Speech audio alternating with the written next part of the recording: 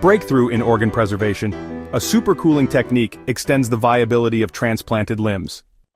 April 16, 2025.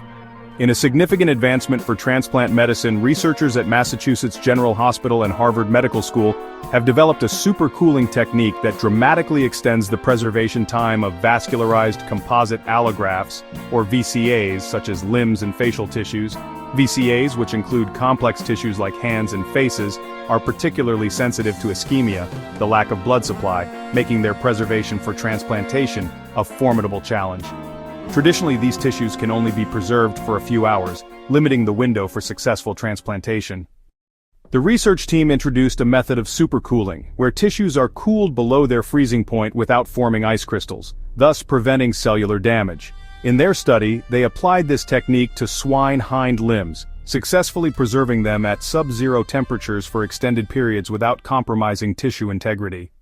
Upon rewarming and transplantation, the supercooled limbs demonstrated normal blood flow and function, comparable to limbs preserved using conventional methods. This suggests that supercooling could significantly extend the viable preservation time for vascularized composite allografts, potentially transforming the logistics of transplant surgeries.